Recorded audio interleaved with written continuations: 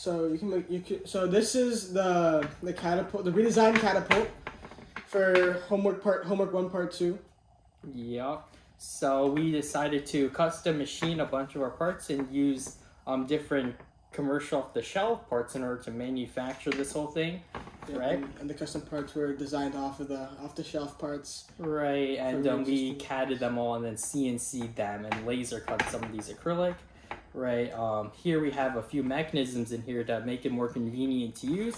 Like we have this worm gear here that has, you know, 0 backdrive because it's a worm gear, and that allows us to, you know, wind up our mechanism using, you know, this winch here, and this allows us to, you know, not have to like hold it down as we, you know, wind it up, right? Yep, and you can see we can just leave it loaded, right, with this, right? It's safe, and then in order to shoot, because it's attached to the worm gear right now, it can't shoot because again it can't backdrive, right? And so it can't, you know, move that on that axis. So what we do is inside here we have a gear tray, right? Inside that inside the catapult, and what we do is we have this gear here, and it's attached on an axle which is able to move using this rack and pinion system.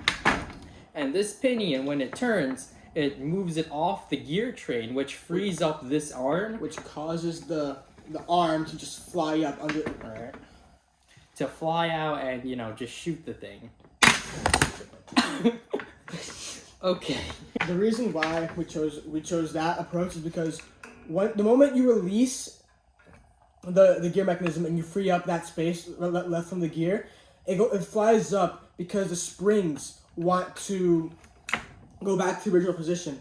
And before we had a singular spring on each side, but when we had the springs like that, they would deform after every single launch. So we used 2 springs in series to get more uses out of those springs. All right. Ball is in. We have 2 springs on this now. This is now volatile.